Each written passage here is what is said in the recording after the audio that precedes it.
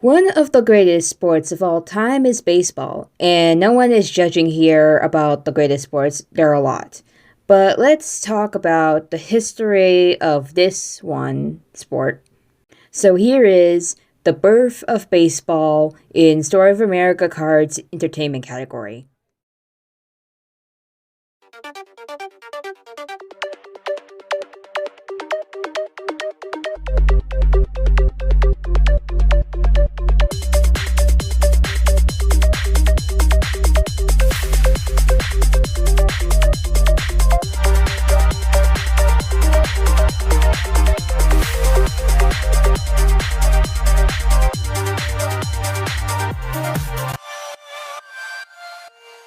So let's just go over the refresher, even if some of us should already know what baseball is.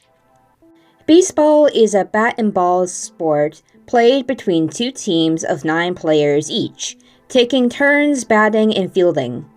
The game occurs over the course of several days, with each play generally beginning when a player on the fielding team, called the pitcher, throws a ball that a player on the batting team, called the batter, tries to hit with a bat. The objective of the offensive team, batting team, is to hit the ball into the field of play, away from the other team's players, allowing its players to run the bases, having them advance counter-clockwise around 4 bases to score what are called runs. The objective of the defensive team, referred to as the fielding team, is to prevent batters from becoming runners and to prevent runners advance around the bases. Although the origin of baseball is a widely disputed matter, it is almost certain that Abner Doubleday did not invent the game. In 1839, at Cooperstown, New York, the widely held belief that Doubleday devised the sport was the result of a publicity drive conducted by Major League Baseball clubs in 1939 to 11 public interest. Many examples exist of similar games being played even before America was discovered. In the 12th century, the Archbishop of Vienna enjoyed tossing a ball around with his clerics as they waited to begin the morning service. At the same time, a number of other sports involving kicked and thrown balls became popular, as did several in which a ball was hit with a stick. France, England, and colonial America abounded with various stickball games, but it was not until the 1840s that someone sat down to write a set of rules for what became America's game of baseball. It began when Alexander Cartwright and a group of his well-to-do friends in New York City developed a passion for one of the popular ball and bat and ball games in their area, but they tried of the haphazard play that resulted from lack of a firm body of rules.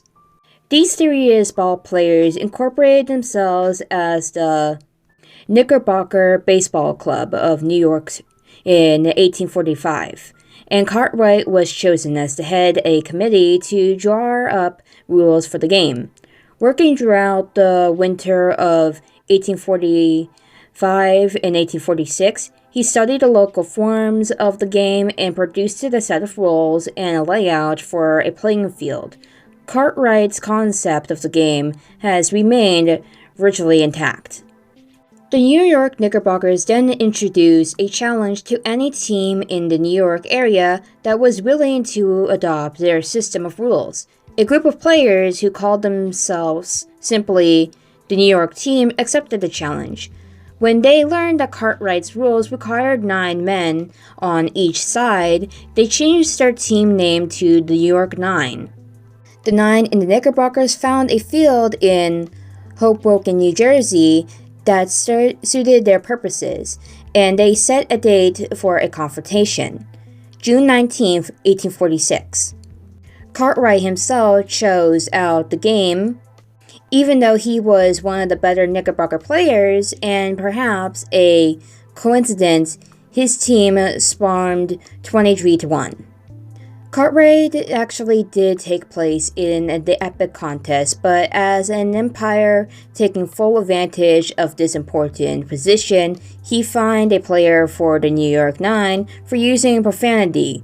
The fine was 6 cents. In baseball, the dead ball era was a period from approximately 1900 to 1920. This era was characterized by lower scoring games and the lack of home runs. League batting average dropped it as low as 239 in 1908.